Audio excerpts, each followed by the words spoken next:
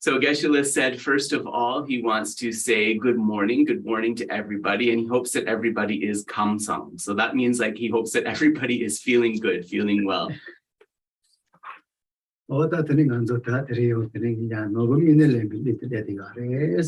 And so now we have this body, which is just like having discovered a very precious jewel.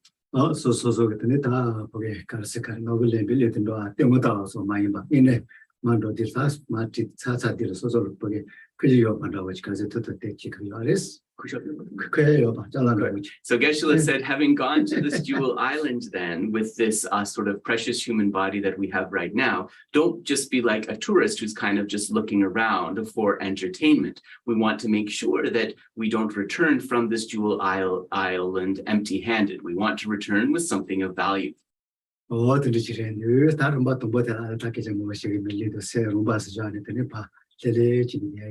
Geshe said he's not going to do a super long introduction. We are going to get right into the preliminary meditation. So in this preliminary meditation, just try to settle the body and the mind into a relaxed state.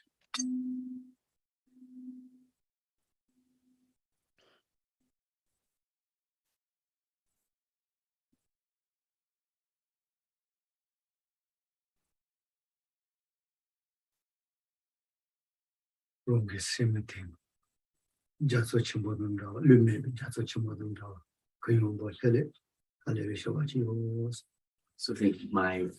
settle the body and think my mind is vast like an ocean on a windless day, deep, still, and vast.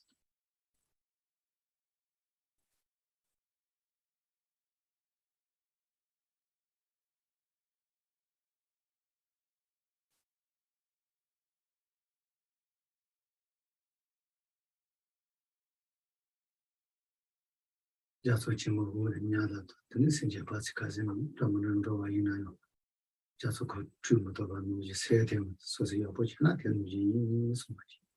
and then think, just as the surface of the ocean remains still despite all of the sea life, the fish and the sea creatures swimming underneath it, in the same way, if I take care, if I mind my mind properly, my mind can be just like that.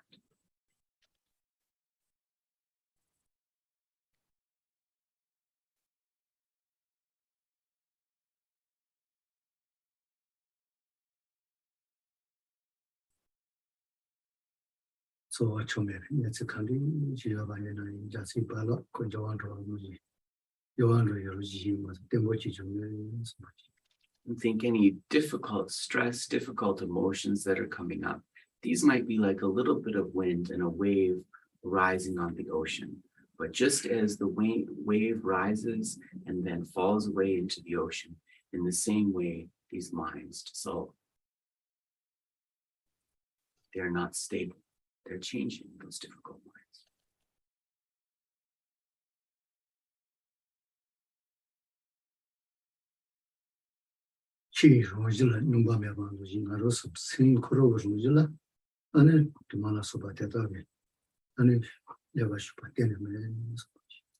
So our mind's nature is similar to the nature of water. Just as water remains clear water, despite if there are particles in it, any of these disturbances, disturbing minds, they don't, and there's some.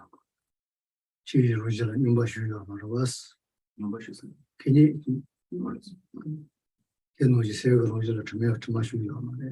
just like those particles in the water are not the nature of the water, they're merely obscuring its clarity. In the same way, these disturbing thoughts are not the nature of the mind, they are just covering it.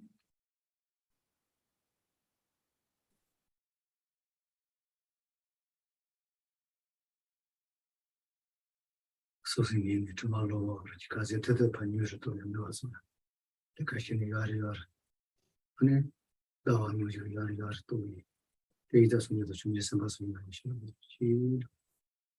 then recognizing that these defilements, these stains within the mind are adventitious, that they are something that can be removed.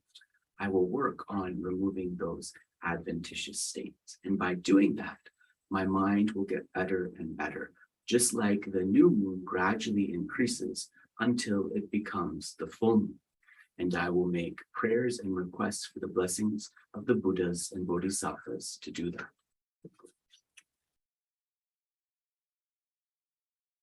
Yeah. You know what it was?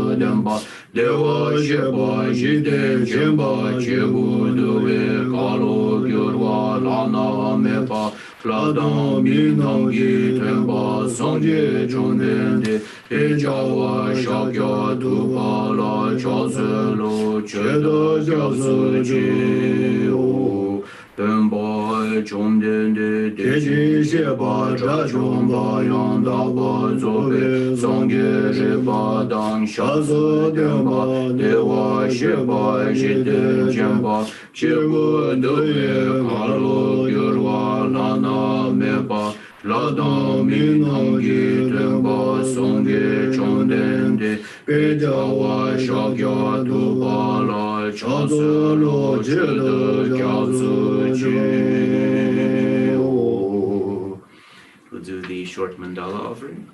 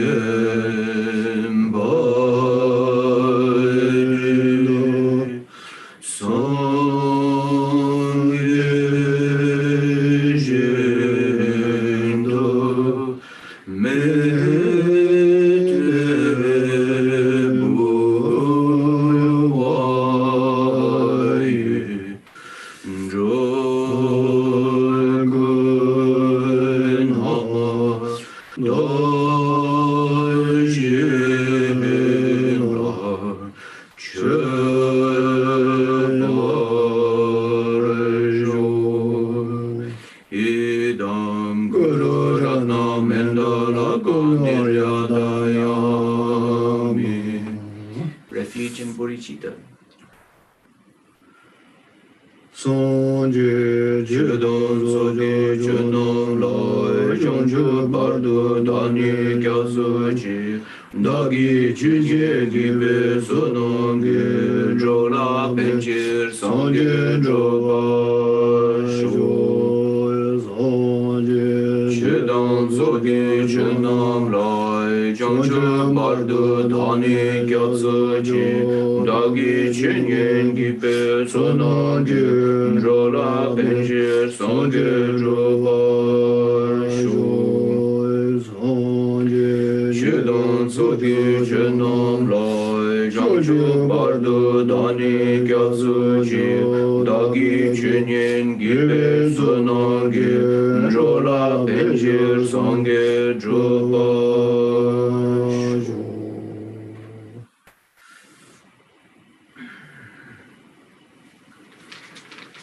我呀，他等我他那罗是这里我等你那个些，他不给，这个是等你给我军事进满意吧，经济起个满意吧，他给我结束了，其他说这不都可以了。So we want to make our activities today not a source of small merit, not a source of middling merit, but a source of great merit. And in order to be able to accomplish that, then we should turn our attention to our way of thinking. 我到说个等于也别个顶多的要不钱呢，你干了有骗吧？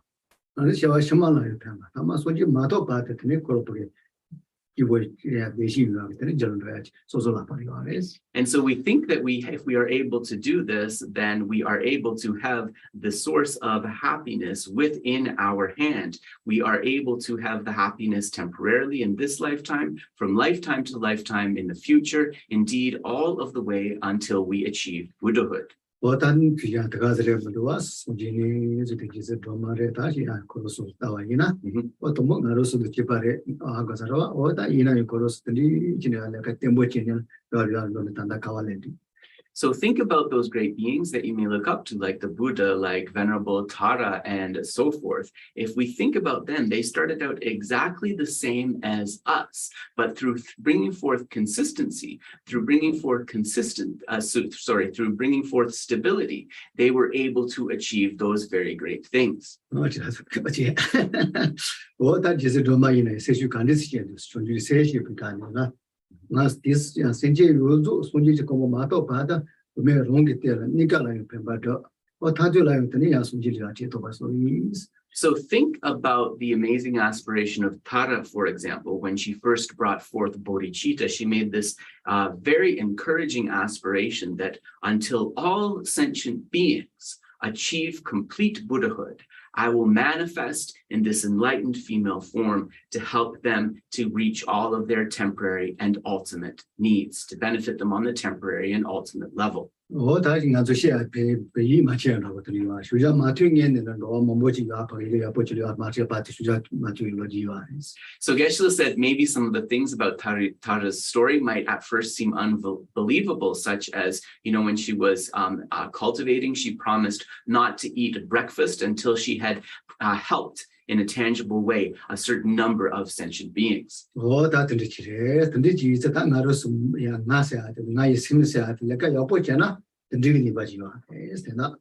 we call the self and that we call my mind, if we engage in those good kind of works and the proper activities, that's the sort of power that they hold.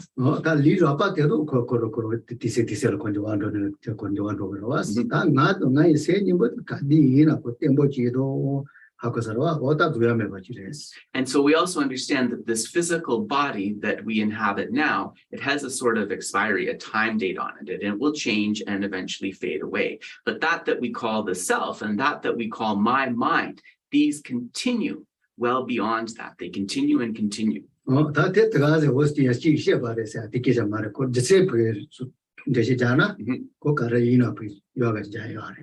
Geshe said, we don't just hold this because some holy person said it. Actually, if you look at this about the self and that we call my mind continuing beyond, there are very solid reasonings behind this. So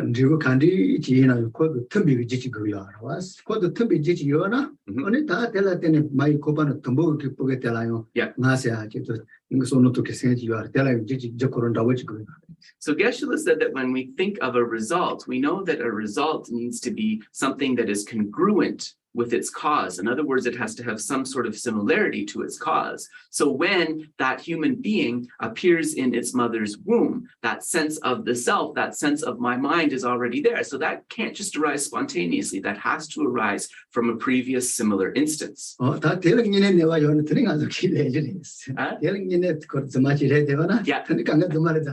Geshe said, if that can be disproven, if somebody can disprove this principle of continuity, then you could make the critique that that much of what is taught in this regard is false. But so far, he hasn't heard any convincing rebuttal to that.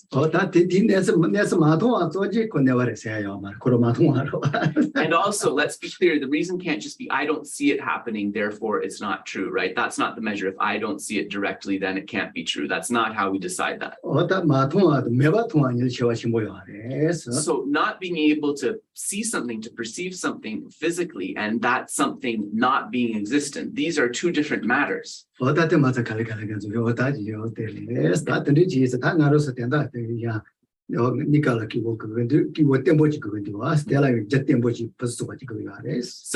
just saying that today, in terms of our activities, not only do we need a temporary happiness, but we also need a stable happiness.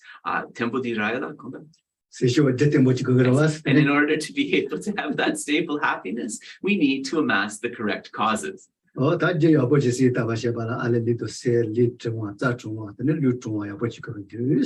so then as we accumulate these causes, let's pay attention to our posture. If the body is upright, the chakras, the channels are upright, the prana can flow, and then the mind is straight. So this is the sort of posture.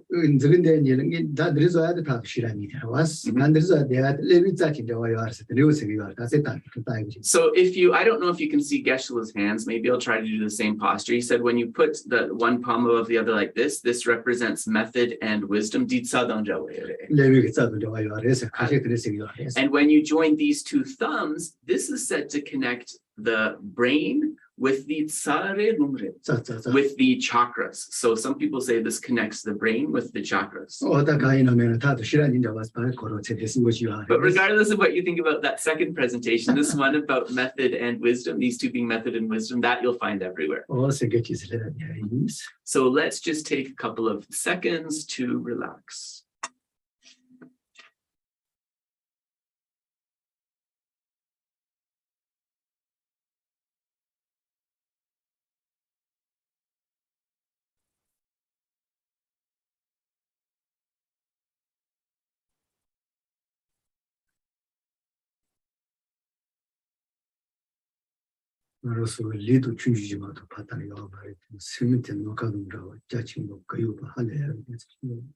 So if we look at the body, that might seem something that is small, but if we understand the mind, this is something that is vast and unencumbered like a great sky.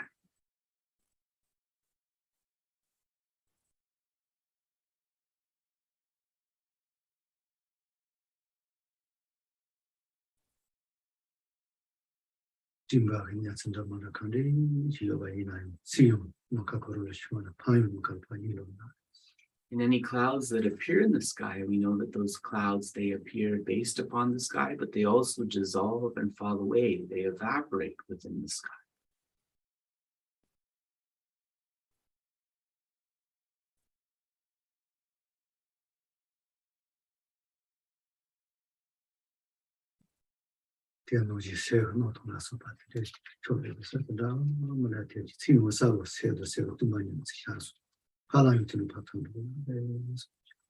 And also we understand that when we speak of the mind, so any namtok, any discursive thoughts or mental projections that arise, they arise from within the mind and the mind's emptiness. And similarly, those discursive thoughts, those projections and so forth, they dissolve back into the mind and the mind's emptiness.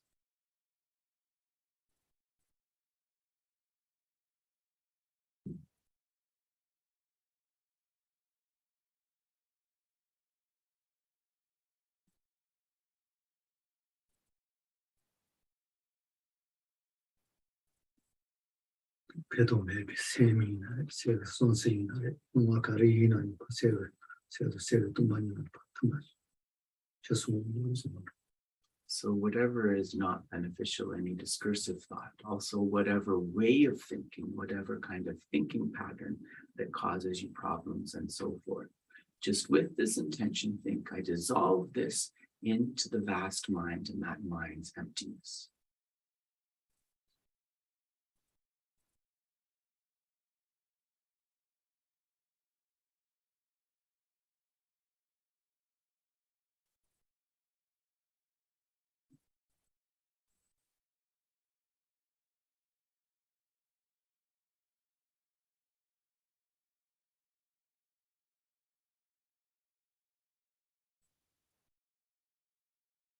rumbo yes the saying I know. The Jew saving as a tumbanita, Mashibungi, call quite a do. And it's she not the opposite of what you can be up some detation. So whether myself or whether others, because of not comprehending that mind's nature, because of not comprehending that emptiness, this lack of knowledge of that emptiness is what keeps myself and others circling within samsara, within cyclic existence. Think how wonderful if all beings could be able to understand the mind's emptiness, to have knowledge of the mind's emptiness, and this way to find happiness. So meditate on love in this way.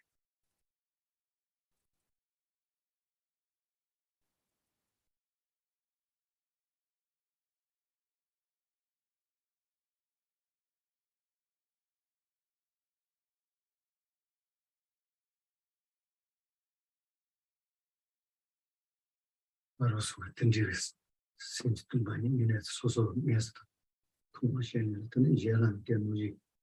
Since you result part too much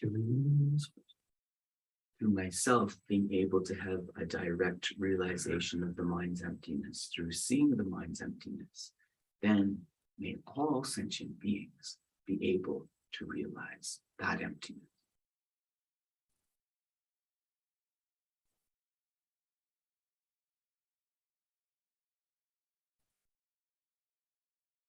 not the each since you result to Suji. And in order to be able to lead all beings to that understanding, may I reach Buddhahood to be able to benefit all sentient beings, bring forth that strong wish of bodhicitta.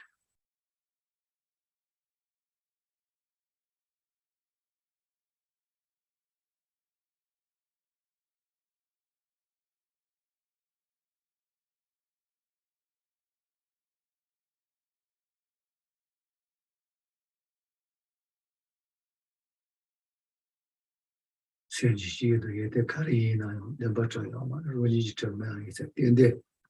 Only, yeah, you are doing the Because neither the faults of the mind nor the positive mental qualities are truly existent, because neither is inherently existent, then on the basis of my cultivation, I can definitely bring forth change within the mind.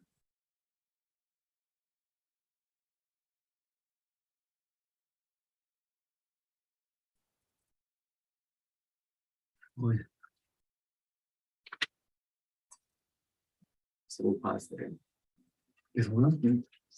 What I'm getting to Suji Rungs about it, and so Jiri Chivaros. What a worry to send you do, Jill, Kawaii, you say top of your son, Subarit, and it hung to immediate in the younger ones. So Geshe said that the Buddha said this himself, and we should have a measure of faith, a measure of confidence in the Buddha, that all the 6 different types of beings within samsara are able to bring forth that mind of bodhicitta. And so if even those beings in the unfortunate states of samsara can bring forth that bodhicitta, then definitely we as a human being are capable of that.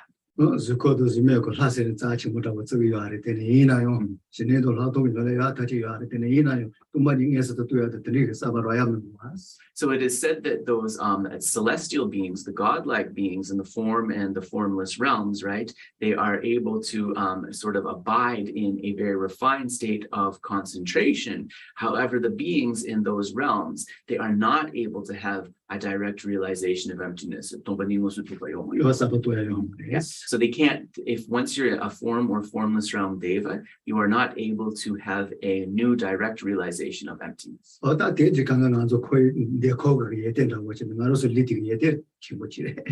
when we think of it from this way, right, we see the positive aspect of being here in the desire realm, and also the positive aspect of having this particular body, right, this physical form. So Geshe said, we also think, oh, there's too many problems, there's too many difficulties, but maybe there's also reason to see those as, something maybe good.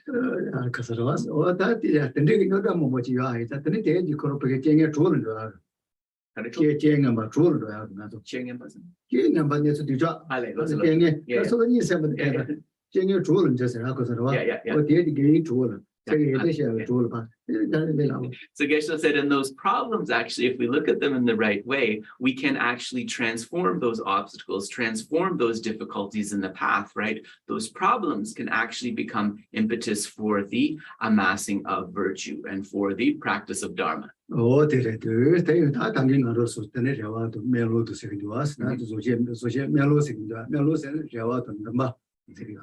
So Geshe said that brings us then to those hopes and prayers that we make to achieve that. And so when we speak of the king of prayers or the prayer of vast conduct, we understand that this is both a prayer and it's also a hope and an aspiration.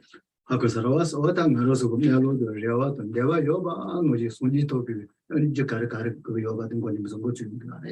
in terms of our prayers, in terms of our hopes and our aspirations, what do we need to bring those forth? And so this is explained by the Buddha here. So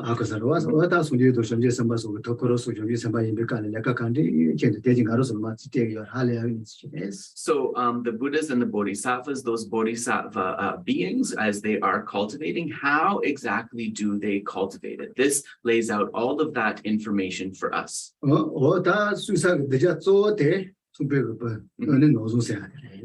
And so then in terms of to whom this was spoken to Sudana. It is Sudana.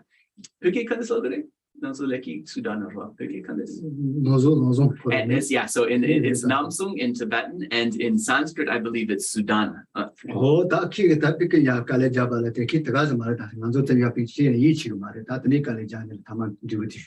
So he came to a great result from his practice, and in fact, he put in so much effort, endured so much to be able to reach that. When you hear about Sudana's story, it's like almost unbelievable. So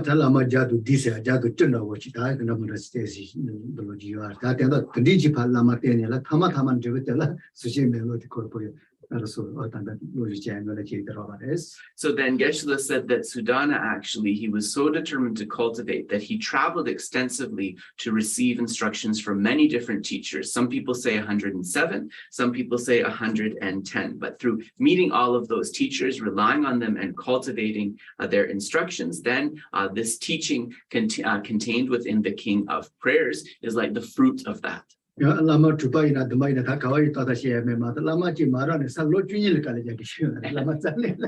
Geshe said, also we should understand that within those 107 or 110 teachers, one of those teachers, he's not sure if it was the 6th one or the 7th one, Sudana had to travel and endure difficulties for 12 years just even to be able to meet that teacher. So Geshe said, when you think about somebody going to like those lengths to receive the teachings, it's like almost unbelievable for us to think about, right?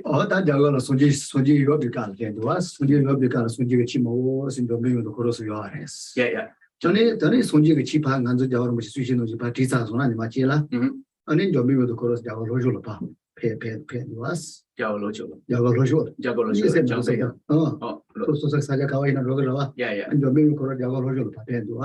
So the Buddha, from at the time of the Buddha, there was a vast assembly gathered for a teaching, and then at that time the Buddha sent Manjushri to the south of India.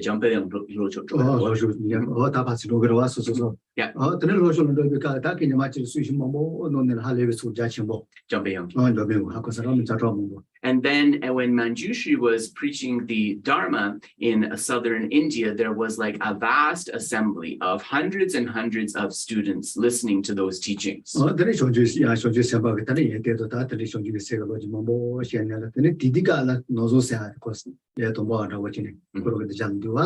And so he was explaining the bodhisattva practices, he was explaining how to arise bodhicitta and so forth. And among those in the audience at Manjushri's teachings is, while he was a beginner, Namsam or Sudana.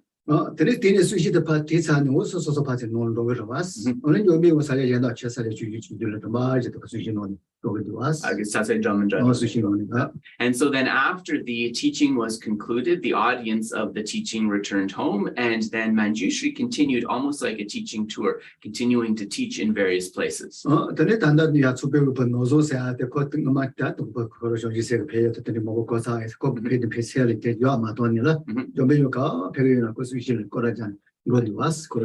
And so then Sudana, having heard these teachings on the benefits of bodhicitta and, having become really convinced of those benefits, but not being able to bring it forth, he wanted to receive more instructions. So it was said that as Manjushri went to different places, he would find out where he was and he would travel all the way to be able to hear that teaching.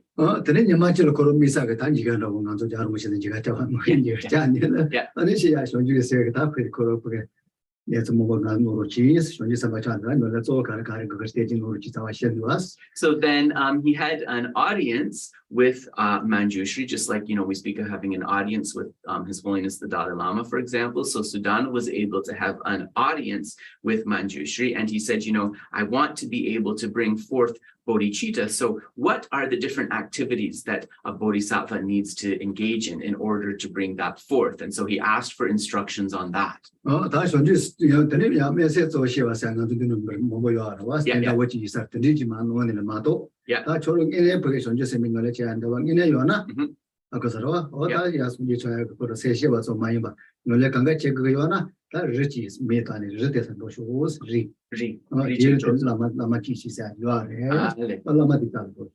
So then Manjushri replied to him, well, it begins with this real wish for bodhicitta. So the aspiring bodhicitta without the promise, so the mere wishing bodhicitta, but that actually is not enough. If you really want to be able to arise bodhicitta, then you have to uncover the real practice. And so then at that time, Manjushri said to Sudana, you actually need to find a teacher who is abiding on the mountain. And this is when Sudana had to set out on the journey to find that first teacher, Tambo Lamadi.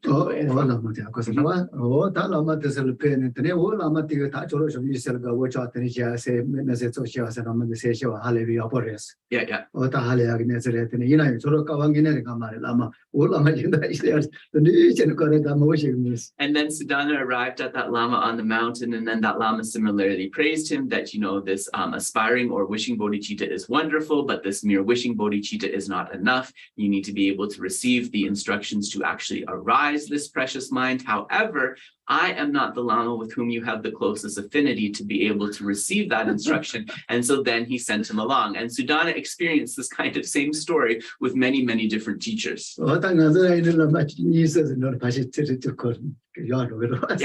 Yeah, so Geshe said, if we think of ourselves, if we were seeking instructions, maybe we might go to 2 or 3 different lamas, and then we'd be like, okay, I'm tired, forget it, right?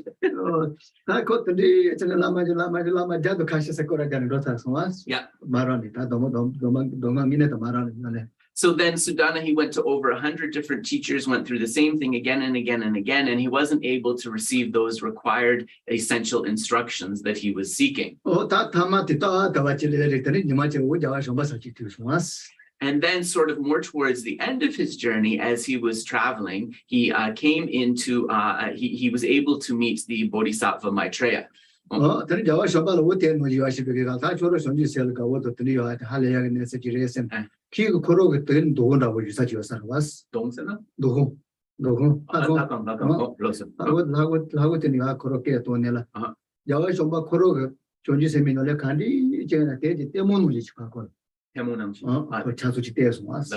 And so then when he met Maitreya similarly praised, this aspiring bodhicitta is wonderful. You need to receive further instruction. So he invited him to a very sort of beautiful temple. And within that temple, Manjushri was explaining the bodhicitta,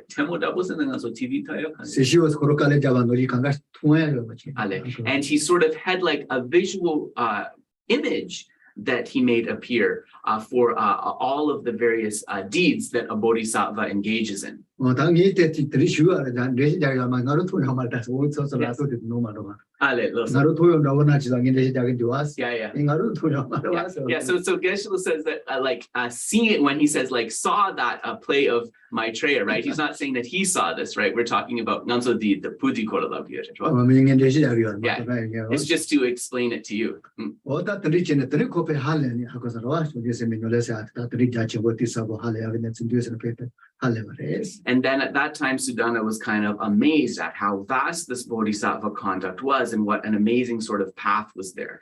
드네 오다 드네 오 코로 동아데 마노니라 타마타마 tel다 저기서 뭐 끝도 좀 보잖아.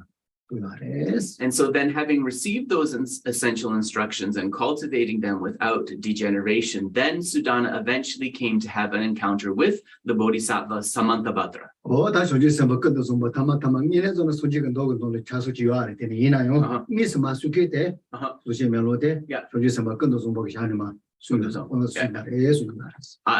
Sangegi kares in dogi nangla mangchewa kunduza moshe pares.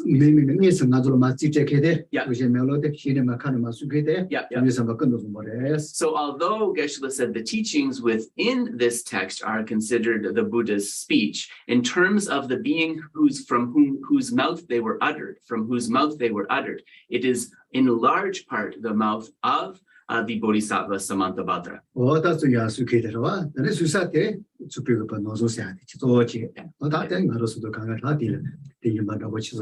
And so then the audience for this teaching was, of course, mainly Sudana, but also the audience of all of the assembled beings and also people like us who wish to receive these teachings. And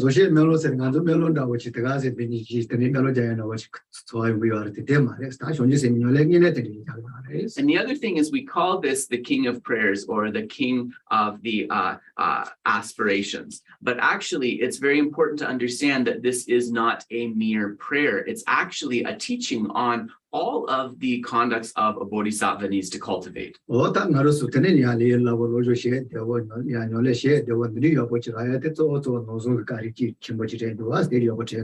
So having this practice, which is easy to understand and easy to be able to cultivate, we should always reflect that this teaching comes to us in large part because of Sudana's kindness. And so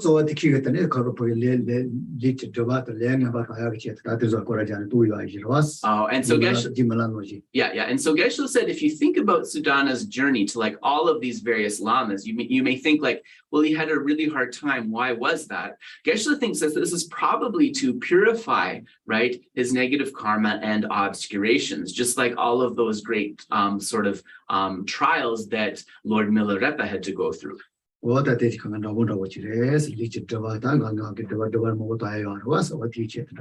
we have a lot of things to purify. We have to purify the negativities and obscurations of body, the negativities of obscurations of speech, and so forth. And so these trials are the way that those beings accomplish that.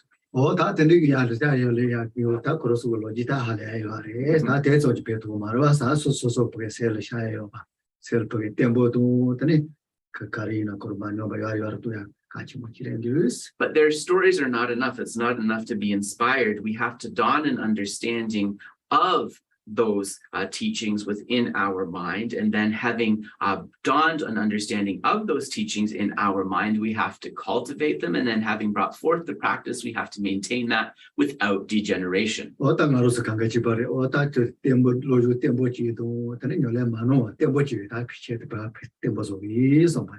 So as we approach the teachings, Geshe said, we should do this with the motivation to have a practice that is both stable and unmistaken. We think I am receiving this so that I may practice in both a stable and an unmistaken way.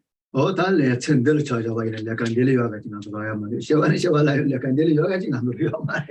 terms of this task, there's no more better task or important task that we will engage in with this lifetime, and there's no more important task that we will engage with for lifetime to lifetime in the future. So if we understand it, we see that this is really a jewel, right? This is really a jewel that we have. So now we will turn to the sutra, and so so just in terms of this king of prayers, I'll be using the FPMT translation. And so that is uploaded on our website, lamayeshiling.org. So just go to Geshe-la's teachings on the Sublime Aspirations, and you'll see the text there. 아까서와 아니 도야 돈다 봐서 그냥 저 써서 도야래. 도매샤와. 아니 바위에 냐죠. 아니 다매샤와라고 지어와. And so Geshe said also, as we approach this teaching, then we think about how the teaching is divided into those three parts: the part at the beginning, the part at the middle, and the part at the end. 다 도모텔라. 도매겠더니 겨우게 냐서텔라. 천지대도 지지샤니. Yeah, and so the text begins with an explanation of the title and then a verse of prostration or homage. And in terms of the meaning of the name or the title of the teaching, the title is provided in the language of India, Sanskrit, as well as in the language of Tibet. So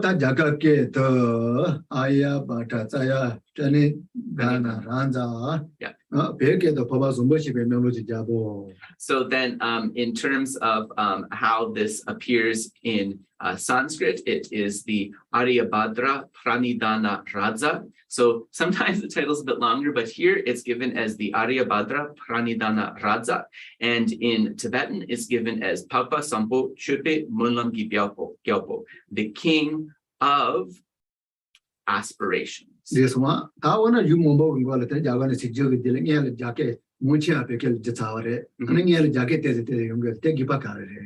somebody may ask, well, we understand that most of these sutras and so forth, they were translated from Sanskrit into Tibetan. So what is the point of including the title in the Indian language, the title in Sanskrit here?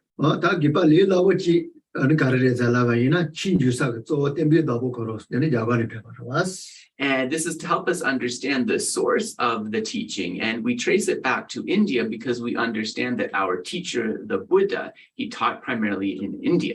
So if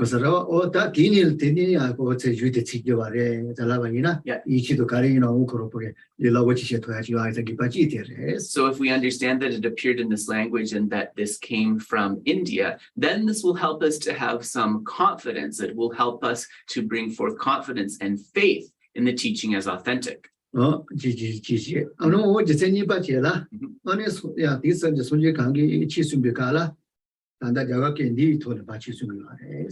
the other thing to understand is that it is said that all of the Buddhas of the three times, the past, present, and future, the primary language that they speak to relay the Dharma, will be this language of Sanskrit.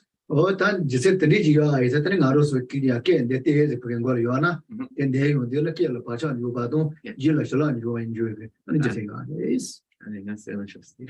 So Geshe is saying that this, when we hear this language, then this is very important because the language of Sanskrit places this deep imprint in our mind, and it is also a source of blessing. I was just joking to Geshe that that made me a little sad because I tried to take up Sanskrit and kind of abandoned it. But anyway.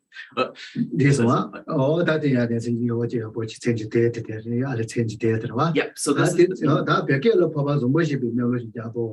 So this is the meaning of that's how the title appears in Sanskrit, and then in Tibetan it is Papa Sampo Chupe Munlam Gyalpo. So don't worry, I'll give you, as Geshe explains, I'll give you the meaning of each of these parts of the Tibetan title. This one, Papa Sena, Papa Sena, Sosocheo le Cheva de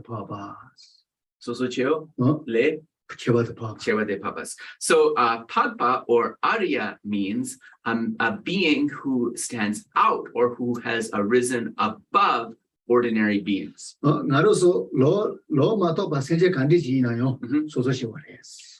before they are able to enter the paths, every kind of sentient being, whatever they are like, they are considered to be an ordinary being. Oh, and similarly, once they enter the structure of the five paths, while they are on the paths of accumulation and preparation, nominally they are still classified as an ordinary being. This one, and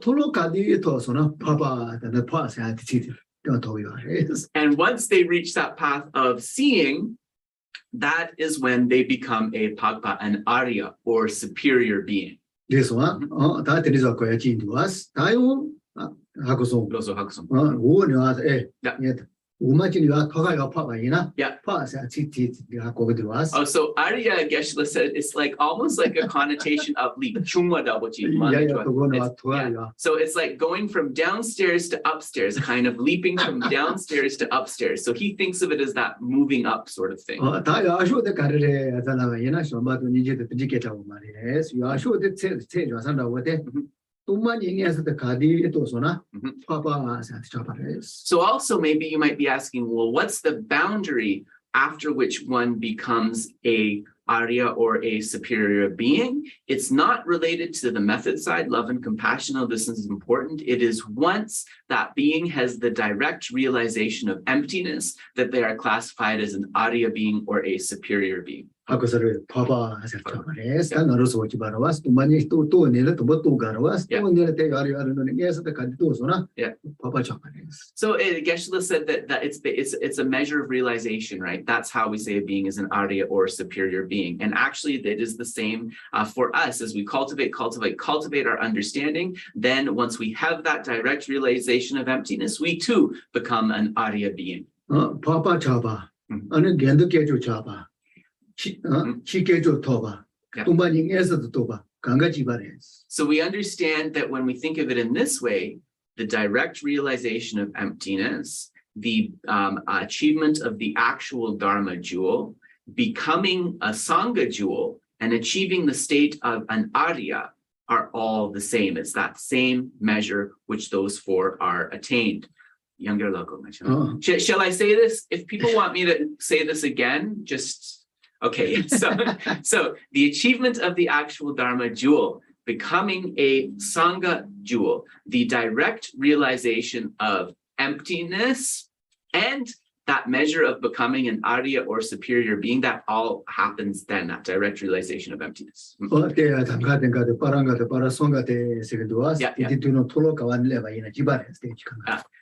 So that mantra, Thayata, Gate Gate, Paragate, Parasamgate, at that point, that is the path of seeing. And so once one enters that, that's where all that is achieved. Yeah.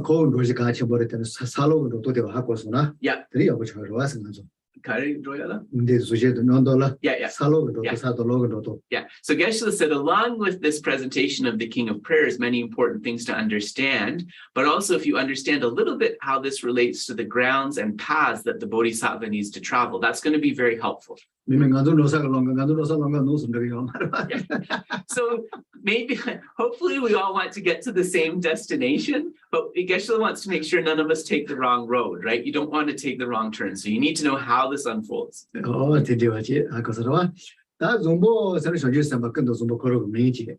And so it Pagpa, and then the next Tibetan word is Sangpo. So this comes from Kuntu Sangpo, which is the Tibetan name of Samantabhadra.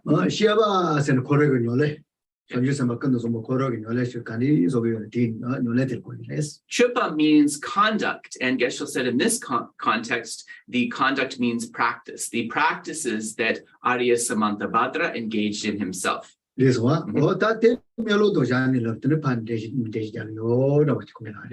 Geshe said, in this form of the prayer, we can understand that it is actually explaining that conduct, those bodhisattva practices. This one, and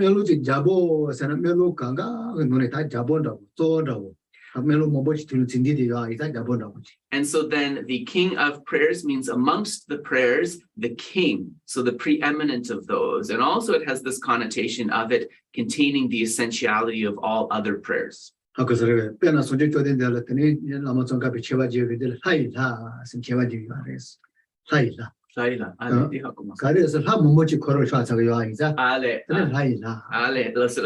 and so the king of prayers, Geshe said, so when Rinpoche Lama Tsongkhapa offered a praise to the Buddha, he said, God of gods. So that means the highest of the high being. So in this way, it's a little bit the same. It's the prayer of prayers in the sense of being the king of prayers, the preeminent among the prayers. And so then Geshe said that in Lama Tsongkhapa's text, excellent explanations, didn't they? Sorry,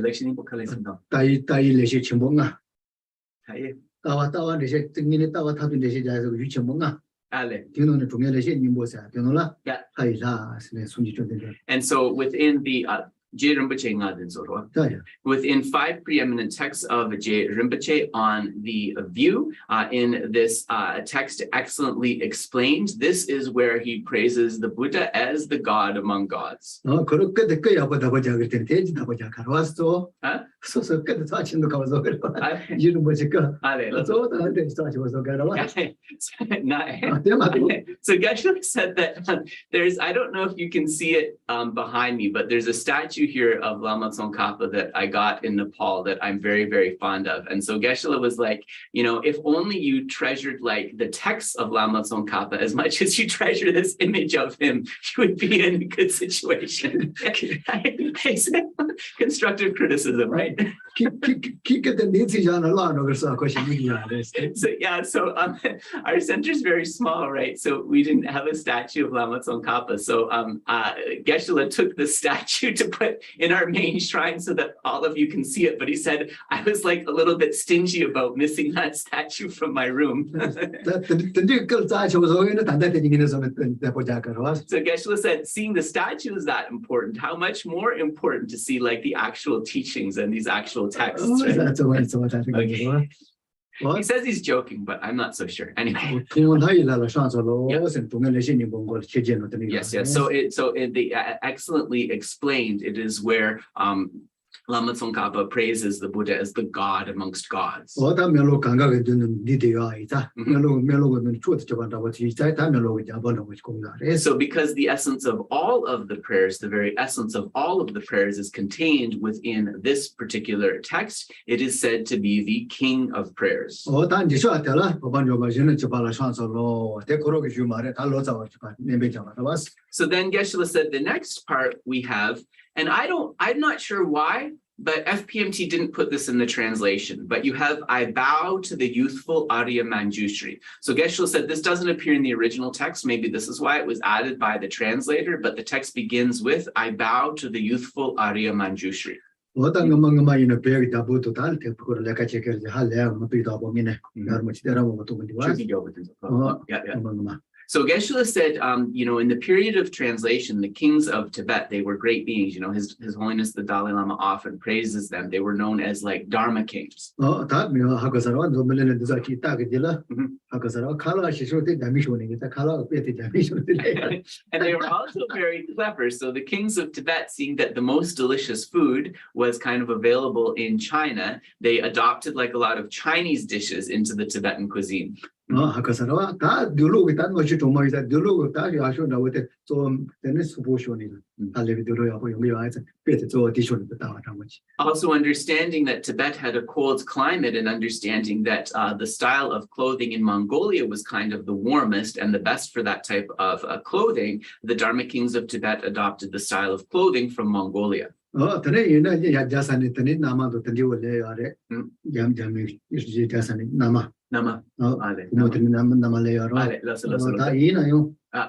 ta ko so Hagoson. ta yin na yo ta chi ge ne se de ta che mo mo so ne la so te di ja na chi mo ta cha wa re ka yin na chi mo mo ya wa Yeah. yin na zo de ga de ja ga ni ta na ja ga ne ta su cha ni de ya And Geshe said the Dharma kings also, they took wives from different places such as China and so forth. And also we can understand that at this time of the great Dharma kings in Tibet, Buddhism was established in many different countries. But looking at the different types of Buddhism in China, in other places, and in India, they saw that Buddhism within India was kind of like the most pristine. And so they adopted the Buddhism of India as the religion of the land.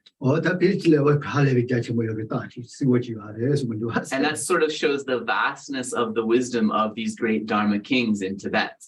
ta ten do se chi ta ja ke ni ja ga si just jo ha te si wo ha ko chi ja ke mo yo was So Geshe said also we can understand that, as maybe another reason why we have the Sanskrit title, the titles in the language of India to confirm the source and also to reflect a kind of this way of thinking about India as the source.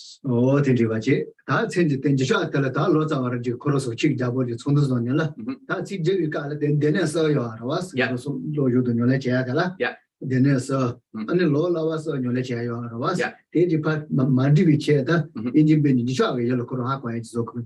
And so this line of prostration, I bow to the youthful Arya Manjushri. This actually also goes back to the time of the great Dharma kings. There was a meeting of the preeminent translators of the Buddhist canon. And as they were sort of having these meetings, they understood that the teachings were divided into the Tripitaka, right? The three baskets, and that the Tripitaka, the three baskets, were related to the three higher trainings in ethics, concentration, and wisdom. So as not to confuse which of the three baskets and trainings the text fell into, then they devised a way of offering a verse of homage to a particular holy being at the beginning of the text.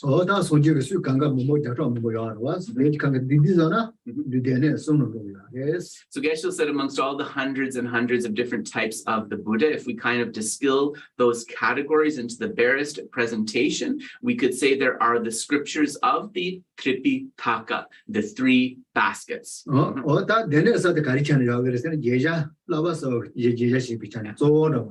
And so what is the Tripitaka? What are those three baskets of teachings explaining in terms of their subject matter? They are explaining principally the matter of the three higher trainings in ethics, concentration, and wisdom.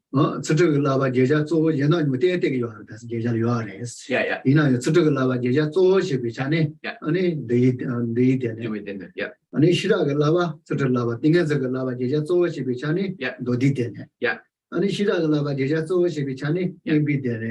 So Geshe said also understanding that these categories are not exclusive. So for example, in those texts among ethics, it's not like they're talking only about ethics. There's other material there as well, but it's primarily ethics. So those texts related to higher training in ethics are classified in the Vinaya basket, the Vinaya Pitaka of the Tripitaka. Those that are primarily concerned with concentration, they are contained within the Sutra Pitaka, the Sutra basket. And those that are mainly concerned with wisdom, they are contained within the Abhidharma Pitaka.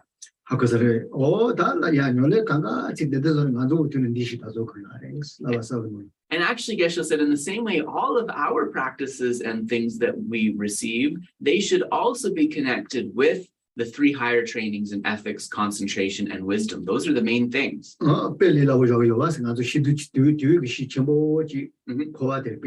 Yeah. Loma Denso. Yeah. This one? Yeah.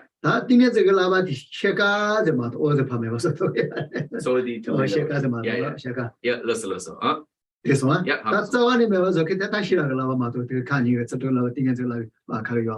So Geshe would like also to just give you an illustration of how these three higher trainings work, maybe to help you understand. So if we think of cyclic existence, if we think of samsara as like a poisonous tree that we need to get rid of, we can say that the practice of the Vinaya Pitaka, the practice of ethics, helps us get rid of the leaves and the branches.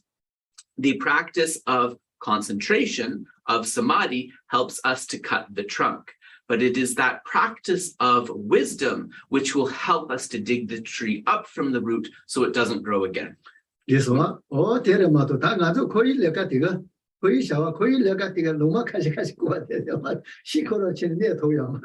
And Geshe said, in terms of our samsaric, our worldly activities, this can't solve the problem of the suffering of samsara. At most, if we're maybe doing a good thing, it's like taking maybe a couple of little leaves from the tree. It's not going to do much.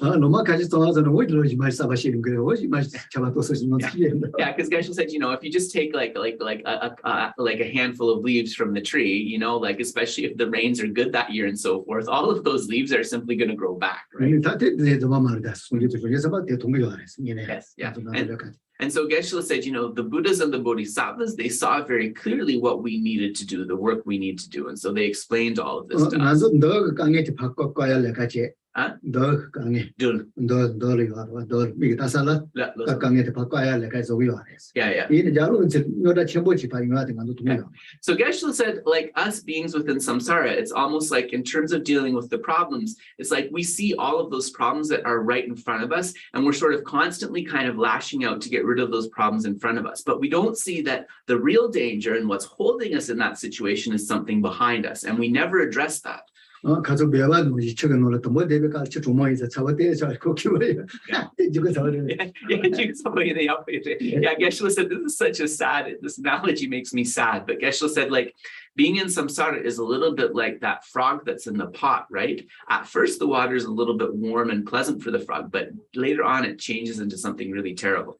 그래서 어다 거의 어다 대알에 못 왔어. 그래서 대기서 다 띵해서 내가 저쪽을 나와 띵해서 나와 시라가 나와서 되게 내가 제요. 그러요 버치 빼다야 두었어. Yeah. So Geshe said, hopefully through this example, you saw actually how we need to cultivate these three trainings in ethics, concentration, and wisdom together to really be able to address that fundamental problem, right? That real problem. 다요 그 내가 시사 그 치지 잘라산 치다와이나. Yeah. 저쪽을 나와 리때 못 나와. Yeah. 띵해서 나와 라파때 못 나와. Yeah. 근데 시라가 나와 다 trực 되다 좀 명하라는 거지. So Geshe said that if you wanted to give another example, we could think that the training in ethics is like the body of the lumberjack cutting down the tree. The training in concentration is like the strong arm and hand of the lumberjack cutting the tree. And the wisdom is like the axe, like we have Manjushri sword, but here it would be like an axe of wisdom that is able to cut down the tree. 솔직히 그쪽 강가 자녀 기발에 왔어. 제가 뭐 너도 세서 아마 밖으로 따와 토메 강가로 가르라기 가르세나. 좀 봐도 이제 전지 셀라서 같이 한 레벨 다 지금 비다 버렸어. 이나요 대 대치 보는 거 그래서 이제 내가 이나 나도 말이 빠르다. 그렇게 싸워니 내가 저 지도 더 말해. So in fact, when it comes to the matter of these three higher trainings and so forth, there is like a large agreement amongst all of the Buddha's followers. So for example, it doesn't matter what philosophical school they are, if they're Vaibhasikas, Sautantrikas, Madhyamika Sautantrikas, Madhyamika Prasangakas, Chittamantrins, and so forth. They all have this understanding, this agreement that the practices of loving kindness, love, compassion, and so forth, these are extremely important practices that we need to cultivate, but they are not going to get at this fundamental root of self-grasping ignorance. 하고 저수 모든 가면 신들이 아빠 사지 뭐 신들이 아빠 말 먼저 말이 봐대 사지에 더 말을 매가서 더 말해. So yes. So no matter how much we meditate on love, no matter how much we meditate on compassion, it will not be able to cut the root of this self-grasping ignorance. 다 대도 가서 내려와 줘 배워래. 배나 가서 그냥 배나 대 ABCD 다 버지 까까강아이나요. Yeah. 맛있게지나. Yeah. 나 대신 그거도 전부 가서 거자도 무슨 그런 거 So Geshe said an easy example to understand why this is the case. Think of somebody who wants to learn the kakakanga or ABCD, somebody who wants to learn the alphabet. Can you teach the person the alphabet by just having them sit there in meditation and think, I really want to get an understanding of the alphabet? Are they going to be able to understand the alphabet just based on that? Probably not. They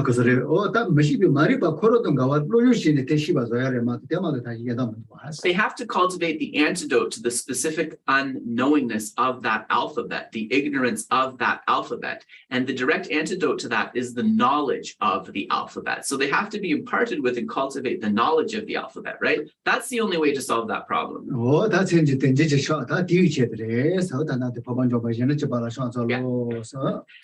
so Geshe said we can understand that this part, I bow to the youthful Arya Manjushri, also as a praise to this wisdom. And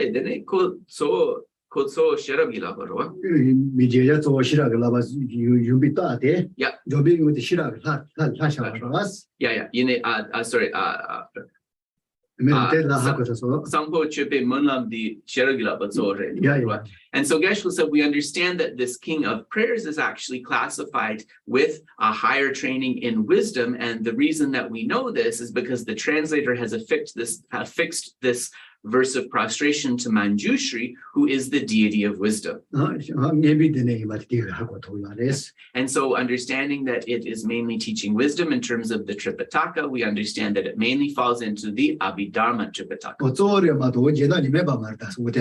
So that's saying it's mainly Abhidharma Pitaka, mainly wisdom, but that doesn't mean that anything else isn't covered here, right? It's just that's the main focus, but there's many other things covered.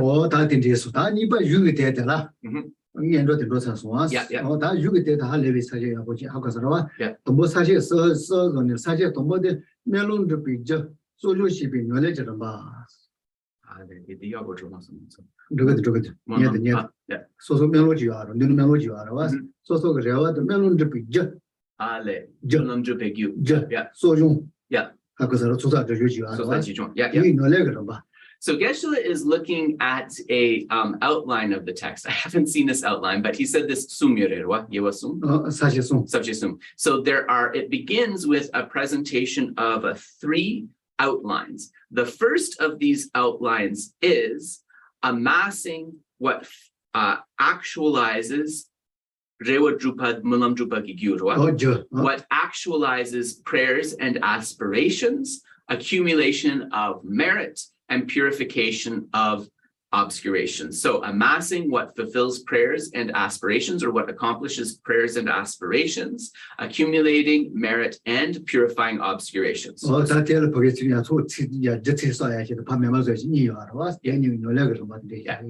these are the stages of practice to do that thing that we have to take up, which is amassing that merit and also pushing away and diminishing, purifying, in other words, those obscurations or those unwholesome karmas.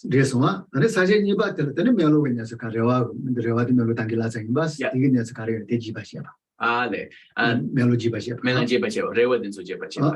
second one is an extensive explanation of the actual aspirations. So the actual aspirations or hopes of the prayers being made. And the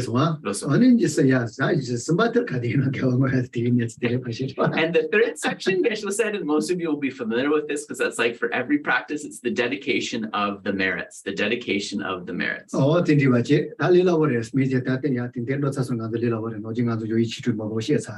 And so Geshe said, like, when you understand these outlines, it'll be really easy for you to understand how this fits, because it's like really similar actually to the presentation of the Jorwe Chutruk, the 6 preparatory practices. So the words are not exactly the same, but the meaning indicated is very similar. So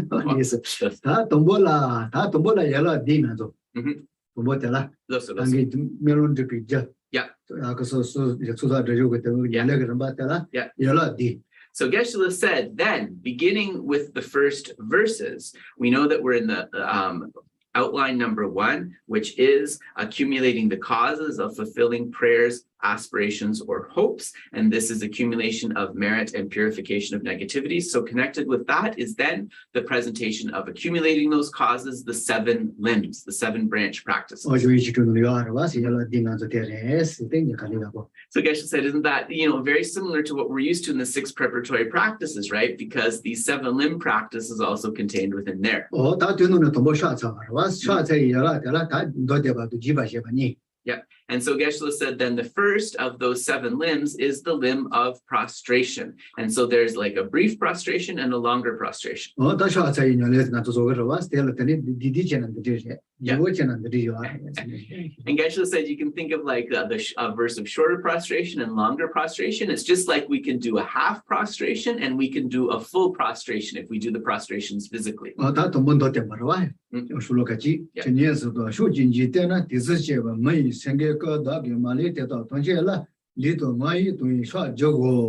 the first of these is the short prostration. O lions amongst men, Buddhas past, present, and future. To as many of you as exist in the 10 directions, I bow down with body, speech, and mind. This one, yeah. And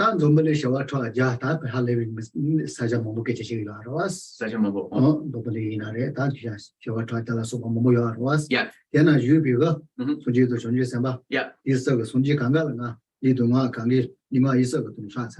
So those preeminent from all of those beings of from all of those beings to the Buddhas and Bodhisattvas, then with body, speech, and mind, I offer prostration. Jigdengikam, yeah. So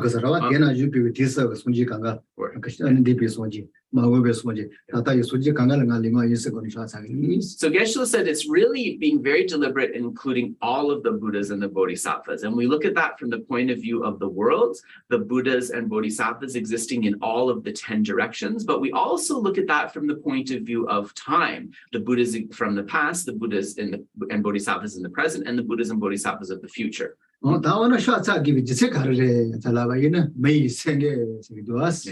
what's the reason that we offer prostration to these beings? Because they are like the lions. Yeah, I just want to say something here. It says lion amongst men. It's actually mi senge in Tibetan. So it's actually lions amongst humans. Just to be clear, in the Tibetan, it's not gender specific. So lions, I'm going to translate it as lions amongst humans. This one, yep.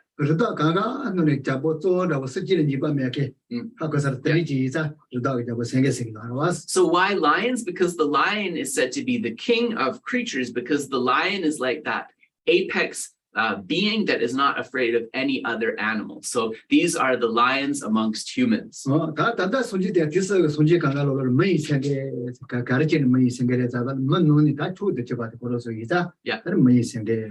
amongst all of the different human beings, why do we say that the Buddhas are like the lions amongst humans? Because amongst all the different types of human beings, they are the supreme. That is the supreme accomplishment. So they are the lions amongst humans. And that's because they've eliminated the problem of samsara along with its causes. Because of eliminating the problem of samsara along with its causes, they fear nothing. They are completely fearless. Because they have completely uprooted not only the afflictions, but also the latencies or the imprints left behind by the afflictions, they have completely freed themselves from all fear. So having understood that these are their profound qualities, then I offer prostration, I offer homage.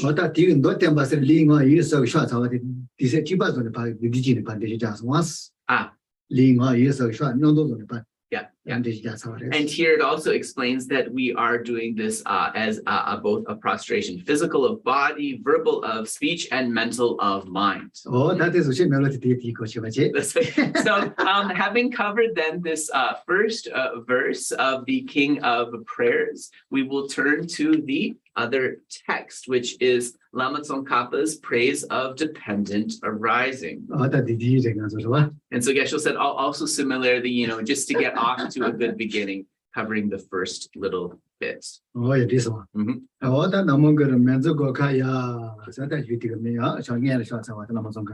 So it begins with Namo Guru Manju Goshaya. And so this is paying homage to Lama Manju Gosha. So of course, here, this was composed by Lama Tsongkhapa himself. And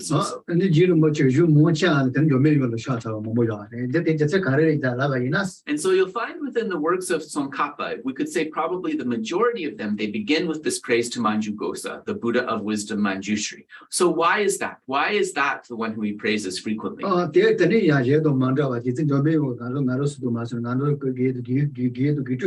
Yeah.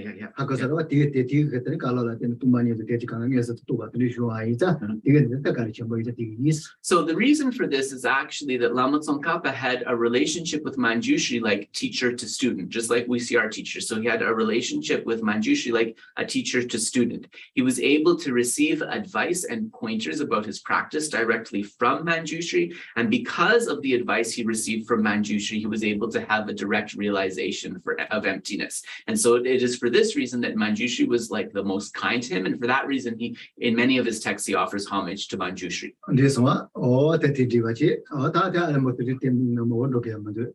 And Jiro Chicata, Manuaza, Antonio, Lazaya Pen, Jumomo, Java, which you pay with Momo Rojus in your Momoche. Yeah. So then we understand that Rinpoche Lama Tsongkhapa, he was originally from the part of Tibet, the northeastern Tibet called Amdo. He came to the capital to Lhasa, and then he applied himself in studying the great Buddhist works of both the Indian and Tibetan masters.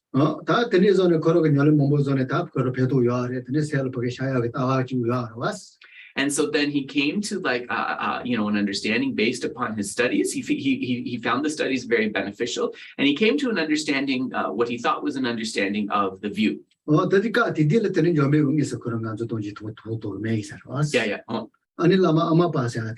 Yeah. Lama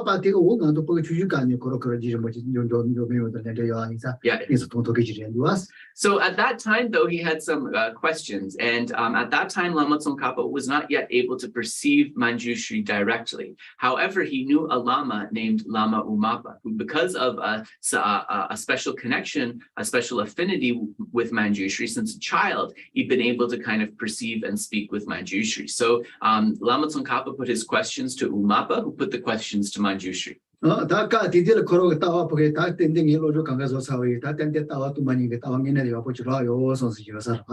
so then at that time, actually, Lama Tsongkhapa was pretty confident, and he thought, actually, based upon my studies, I've come to an understanding of the view of emptiness, and I'm actually pretty confident that this is the correct view and that I'm doing well. Lama Ama Palayash, the correct Ashen Domain Shagaras, Nitanda Selio, the Koropa, the Debitonella, Nitawate, Aneomapitawa, the sales of it, get up to Rujivitaris, get up to Resigares. Umapa the Manjushri. So then being pretty confident in his view, and having a little bit of courage, a little bit of bravery, Lama Tsongkhapa went to Lama Umapa and he said to Umapa, please ask Manjushri that this understanding of emptiness that I brought forth within my mind, is this according to the Chittamantra, the mind-only view, or is it according to the Madhyamaka, the middle way view? And so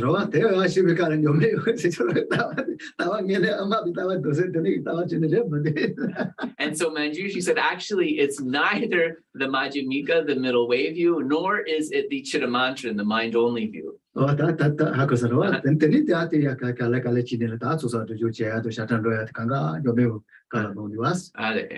then so he received, Lama Tsongkhapa received instructions from Manjushri to kind of go into retreat, and in that time he accumulated a lot of merit and engaged in practices to purify obscurations. And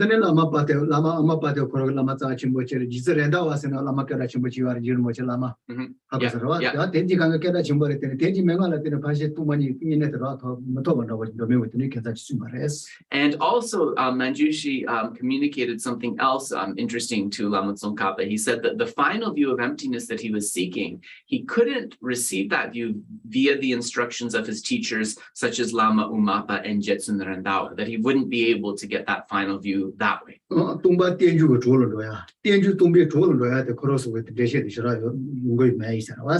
Geshe said that probably the reason for this was the way that an understanding of dependent arising assists the view of emptiness, and the way that emptiness is similarly the assisting factor to the view of dependent arising, perhaps was not able to be fully explicated by them.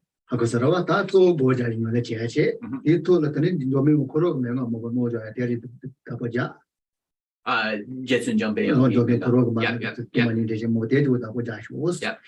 the instruction from Manjushri was that he should note down some essential instructions that Manjushri gave to Lama Tsongkhapa, and then after having written those down, what he needed to do is really try to understand those in meditation.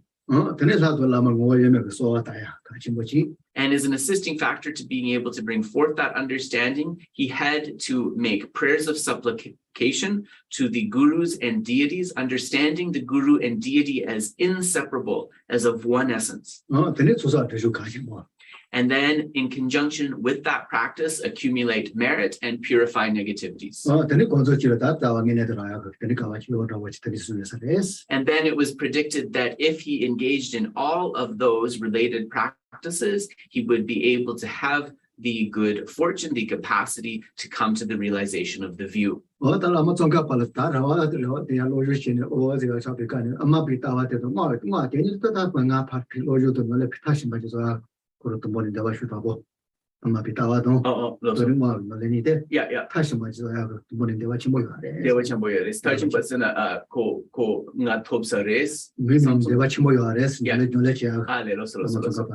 And so it's also important to understand that when Lama Tsongkhapa went into retreat, he had great faith. Even if he hadn't fully understood, he had great faith in the teachings of the middle way and also in the teachings of the Vajrayana.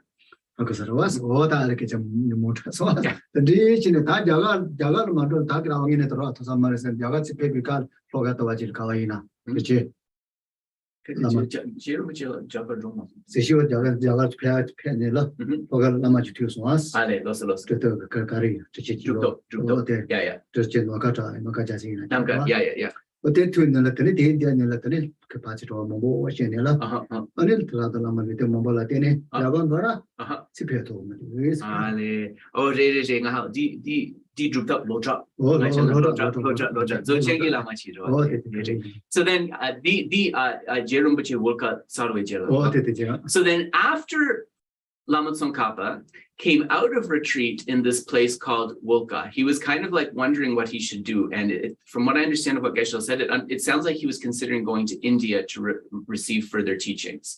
But as he was traveling down the road, thinking about that journey, he encountered a great Mahasiddha, a Dzogchen master named Lodrak. And at that time, the Mahasiddha Lodrak said to him, actually, if you go to India, you're not going to be able to make it back alive. Like you won't be able to get back from India.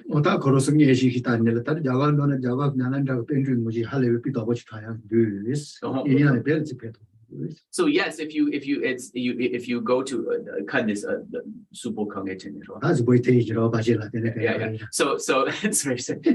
so either bodily obstacles, not necessarily that you would die, but either bodily obstacles or some sort of obstacle. Lodrak said yes, if you go to India, you may be able to greet all of those panditas, but you have to consider that you won't make it back to Tibet, actually.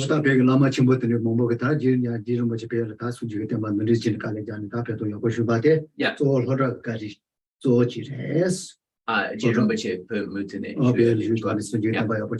So actually, Geshe said, if you think about it in this way, then Je Rinpoche being able to remain in Tibet and benefit the teachings, the Buddha's dispensation, and establish it well there, or reestablish, this is in a lot of ways due to the kindness of this Mahasiddha Lodrak. And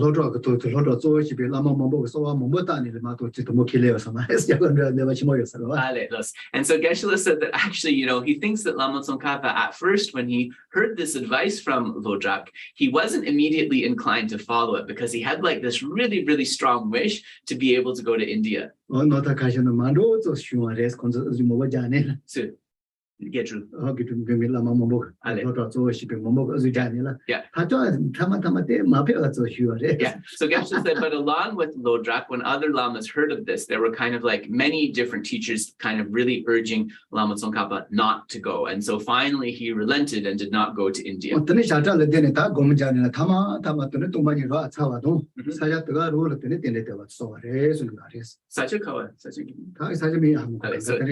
So then finally, after all of this, Lama Tsongkhapa engaged in further meditation. He had that final refined view of emptiness. And when that understanding arose, at that very time, in that very place, he composed this text of Tenje Topa in praise of dependent arising.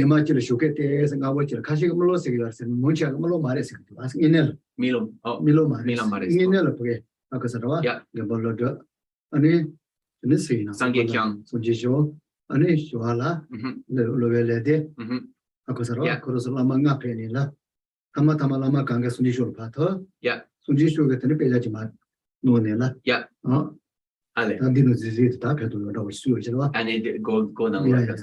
So Geshe said that people say that the morning that he composed this text, some people say Lama Tsongkhapa had a dream, but the way that Geshe has heard it, it wasn't like a dream. It was actually a direct encounter with 5 great masters. And so we know some of them, we're not sure of all of the 5, but among them were Nagarjuna, Buddha Palita, Bhava Viveka, and we think maybe also Shantideva. And at the end of this, they kind of like, most of those masters dissolved into a text, and then one master, I think it was Buddha Palita, but I'm not sure, he placed the text on Lama Tsongkhapa's head, Go Ganesha.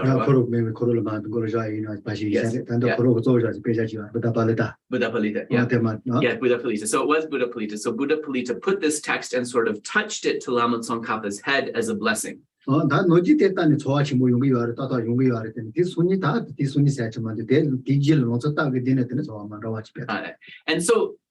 then Lama Tsongkhapa turned to that text that had been touched to his head by Buddha Palita, and he had some interest in it before, but when he opened the text and looked at the commentary by Buddha Palita this time, he had like this really kind of strong appreciation and understanding.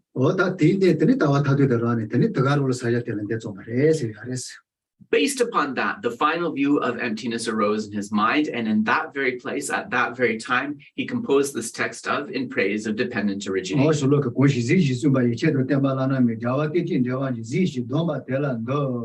So the first verse of this text, so hopefully everyone has, we have it on our website, the translation.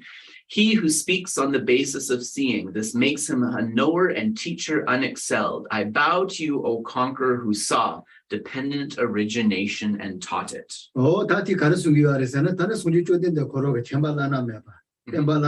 Yeah.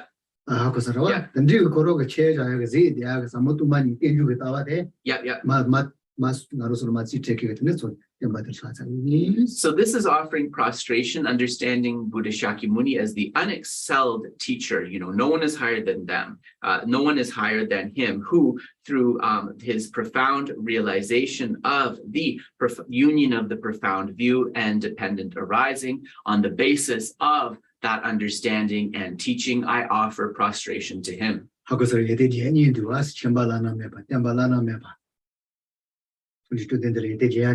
Oh yes, and you see that here the Buddha is unexcelled in 2 ways. He's praised as being unexcelled in 2 ways: an unexcelled knower and an unexcelled teacher. Yeah, and so I bow to you, the conqueror, Gyawa, right?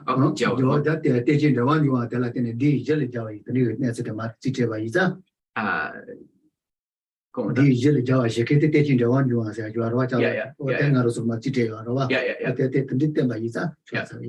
I bow to that conqueror, to the victor who had that realization and taught it. So offering prostration based on that realization and teaching. Duji.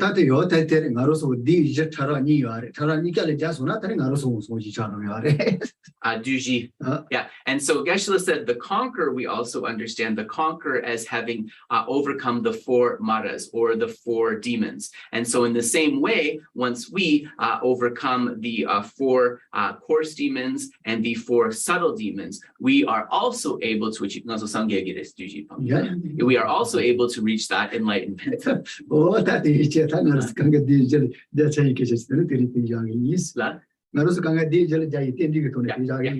Geshe said, having mentioned that and established an auspicious cause for us to be able to overcome the 4 maras, the 4 demons in the future, we will pause the discussion of the second text here. Yeah.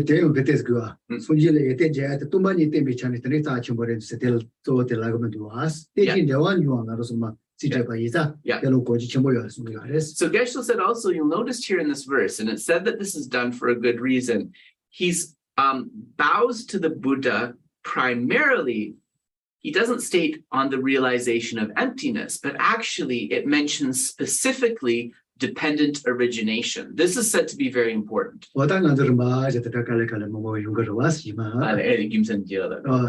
and so Geshe said we will cover the reasons for this in the next installment. So tune in next week. Geshe said we'll have a lot of time. You know, this is not a long text. We'll have a lot of time to go through it in depth.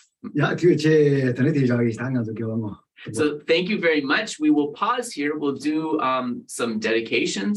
People who need to get on with their day, please do, but we will open for questions after.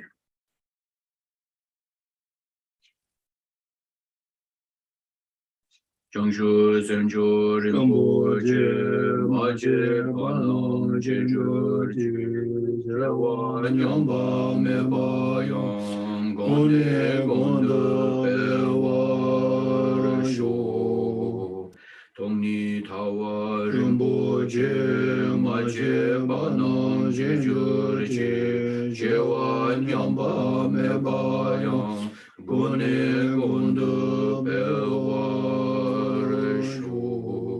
Jambe Power Jitar Kimba Don Gondo Sambo De Yon De Jende De Da Gungi Jesu Daloje Gewa De Da Domje Radumu Ndusu Jebe Kyawa Tomje Gi Ngowa Gongla Chodo Ngaba De Dagi Gewe Tsawa Digunjo Zambo Chichi Radumowargi.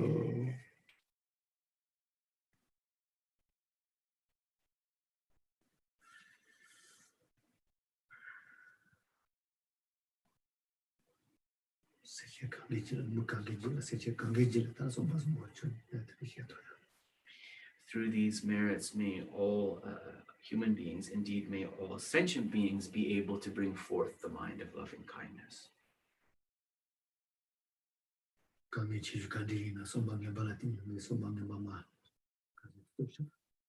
And then as an obstacle to this, because of various problems they encounter, they may give rise to ill intentions, to evil thoughts, but may they be able to remove those evil thoughts and bring forth kindness.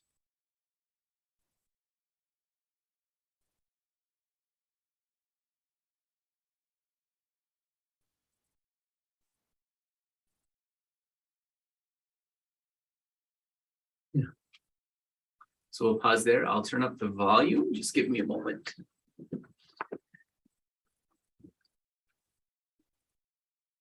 So you are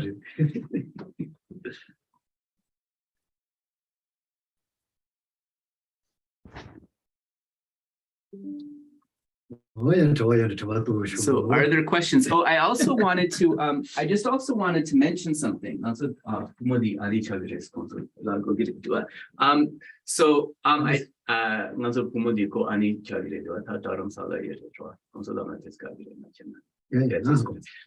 Geshe said, since we're rejoicing, I wanted to just share that people may have noticed Iris, she hasn't been around here for a while. And the reason is she actually left for Dharamsala recently, where she's going to ordain as a nun. And so I think it's either already happened or is about to happen. So since we're rejoicing, I just wanted to offer my rejoicing, and also that she has no obstacles to be able to keep her vows purely and to live happily as a nun. So I just wanted to share that with folks.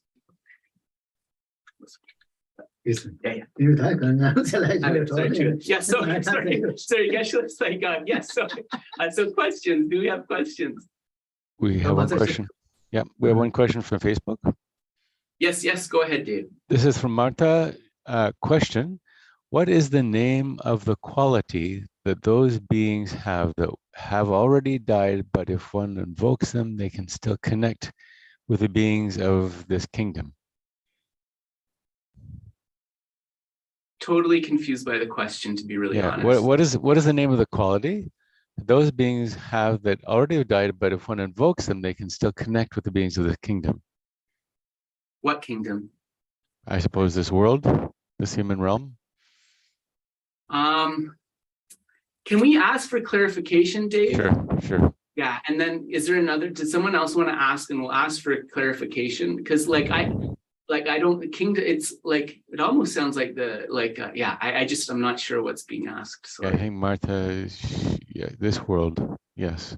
So kingdom is just this world. Oh, okay. Yeah, sorry. Maybe it's like, my Irish Catholic grandma. When I think kingdom, I think like the kingdom of God or something. Yes, yes. So can you read the question to me Yeah. again? What is the name of the quality that those beings have, having Which already, beings? the beings that have already died, but if one invokes them, they can still connect with the beings of this world. Oh, okay. Yes. Sorry. Okay, I'm clear now. 소속해도 막은 소리다. Huh? Sorry. I hope folks don't mind, but I have to understand your question clearly, unfortunately. Otherwise, I can't translate it for you. So I hope people don't mind. So Nanso Numa Padroyagi. Yeah, okay. So she gives an example. She gives examples of Nagarjuna and Natisha. Thank you. Okay, yes, thank you, Marta. Sorry, a little slow on the uptake now. Yes, thank you. I'm sorry about that. Nanso gompo lunjupdang jo de je jabuchi konso gompa zosung chetang rwa gompa zosung ine nganso konso la monlam jagi yore rwa tene konso nganso di monlam denso nyaya dang ropa che kari la tene chungares karin sana konso gompa zosung. It's actually a very good question now that I've understood it. My apologies. Yeah. Well, Yeah. Yeah, that's the also 거의가 리딩 아주 마통화 소지래 마도. Yeah. 그래서 그게 우마주야 이내려 말했어. 네. 하고서 서로서 나절 가디나 따디 말했어. 네. 카레 줄루데 테니라고 Yeah, 지밀리스는 그래서 정말하는 거로서 리치 도와자는 왔어. 네. So Geshe said that yes, like we have to understand that they have passed on, but the place where they have passed on, they don't have a samsaric body. They actually have the body that arises on the basis of the extremely subtle wind and mind, the illusory body. So it is on the basis of that.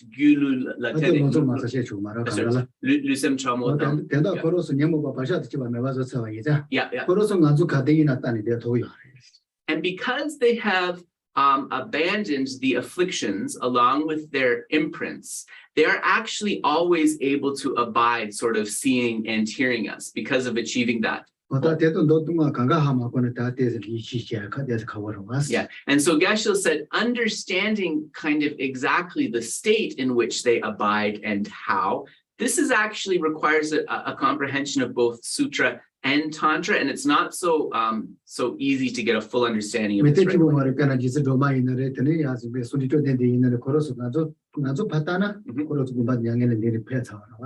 So if we think of like holy beings, so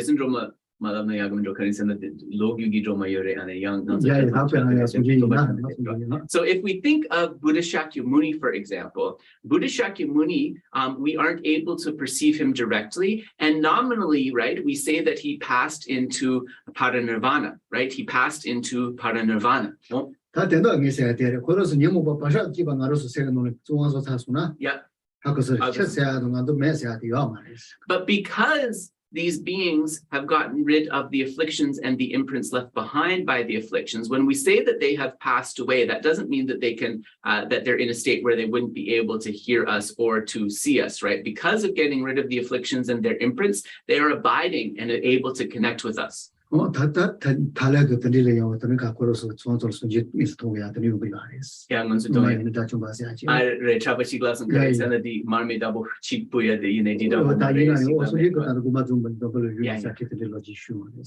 Geshe said he maybe told this story before, but there's the story of that monk in Thailand, and some people say that like the Buddha achieving paranirvana, right? It's like a candle being blown out, and that's just sort of the end. But there's like these highly realized monk in Thailand, widely regarded to be an arahat, who said, actually, like, I encountered the Buddha directly. He was able to perceive the Buddha directly. And so he was saying, like, it's not like being extinguished.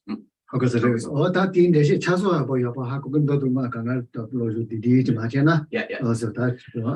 to understand all of the steps that allow them to sort of abide and to be there and to kind of see us and hear us when we make those prayers, to understand like the nuts and bolts of actually how this works, you need an understanding of both sutra and of tantra. And so that's a much longer discussion that we'd have to have another time.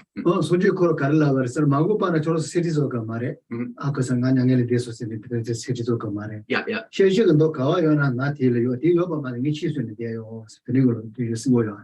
We can also look at specific promises that the Buddha made. So when the Buddha was about to pass away, he told his disciples, do not lament at my passing into parinirvana, because wherever the prajna paramita, the perfection of wisdom sutras are studied and practiced, it is as if I abide in that very place.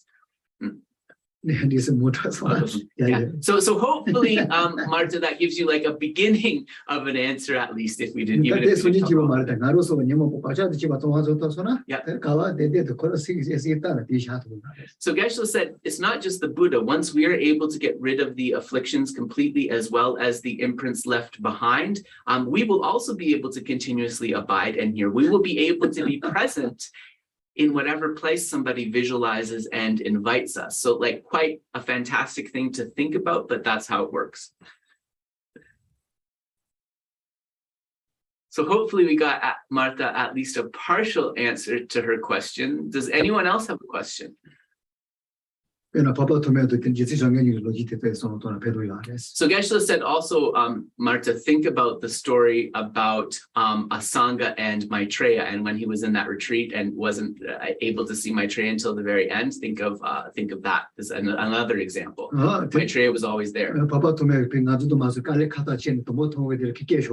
Yeah.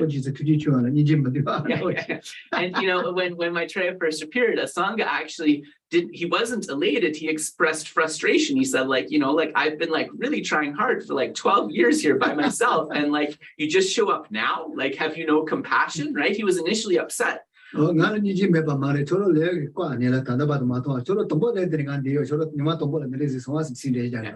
then Maitreya replied to him, actually, it's because of the veil, right? It's because of the veil of your obscurations that you weren't able to see me, but I have been here the whole time. And then to prove this, Maitreya kind of related all of these various activities that he'd been doing since the very beginning of his retreat. Yeah.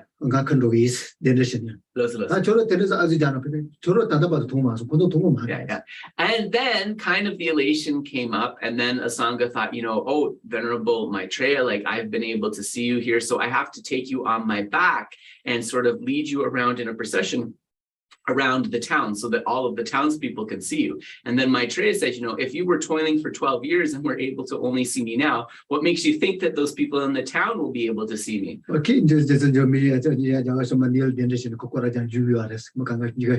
Yeah. But Asanga insisted, and he sort of took Maitreya upon his shoulders, went into the town, and was calling out to everyone to come and see the Buddha. Most people thought Asanga had gone crazy at that point, actually. And that's what most of the town people thought.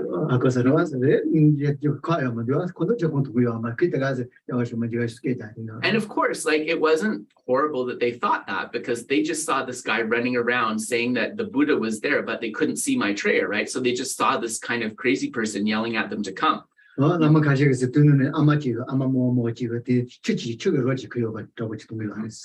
was one woman in the town, and it was said that the obscuration, the dust in her eyes, was a little bit less, but she perceived that he was carrying a dog's corpse around. So she was able to perceive something there, but she saw a dog's corpse.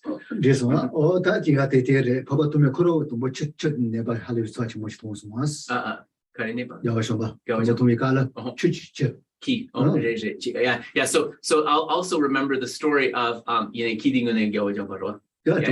also remember the story when Asanga encountered Maitreya, but he perceived Maitreya as a wounded, maggot-infested dog.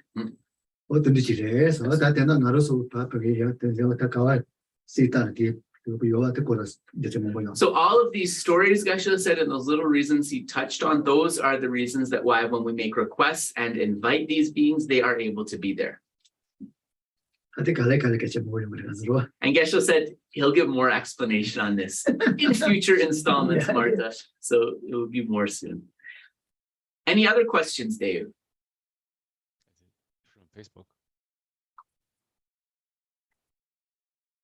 Yeah, that's it from Facebook. I can't hear you. Oh, Can sorry. you put your finger- That's it from Facebook. Okay. Anybody in Zoom? I think that's it. Oh, All right, random- people are a little shy today. That's unusual. Yeah. All right, well, I guess if there are no questions, we will see all of you next Sunday. These texts are up on our website, and also the info@lamayeshiling.org is up on our website. So if you ever have any questions or things that you want to ask privately, you can send things into there, or you can contact me, and we're happy to help 들이 that. 들이 간저 단다 그룹 단다 노수 이 조심해로 되자 노조 로지도. Yeah. 이런 뭐지 로지 뭐지 로자 이사. Yeah. 좀 보기서 맞다. 나도 렌저를 빼고 우리 뭐지 was 아지버지 마시. Yeah, so Geshe said that he had another story related to cause and effect, which was kind of that he thought about telling, but he actually said that because we talked a lot about the story behind Sudana and the King of Prayers, and also the story about Lama Tsongkhapa and Praise of Dependent Rising, we did a lot of stories today, so he wanted to save a story for next time. 어느 소소소 놀래시비가 조조 이런 뭐지 그룹에 다 야수지라 다 야수지라 Yeah. 우리 다 세와. Hmm? 우리 Namyang? Oh, 어떻게 맞게 칼을 가면. 알레. 이 맛이 좋아. Los. 야, 다 기야 다 이렇게 먹을 수 있대. Los. Yeah, so Geshe, he's about to start, but he said, no, we'll save this for next time. And since there are no questions, then perhaps we'll end the session here. 다 소소소 로유서 놀래시비가 때문에 좋아 먹는 거라 왔을 때 좋아 되지 약간 소소는 아니라 어떤 그래도 안 Yeah, so Geshe said, at home, if you look at the text a little bit, if you do a little bit of study and practice of this text, hopefully some different questions will come up. So just note those down and save them for next time. It is the first day that we've looked at this text, so yeah, I understand. 스타트야 저 근데 매가 이제 말해서 매가 매자 손들이 Yeah, so Geshe said, and it's not possible that we have no questions, right? Because if you read this and you have no questions, it means you have no doubts. But if you have no doubts about the content, it's like you're enlightened already. So yeah, definitely some questions will come up. So all right, everybody, enjoy the rest of your long weekend here in Canada. A lot of folks are on holiday, and we really look forward to seeing all of you next Sunday if you're free. Take care.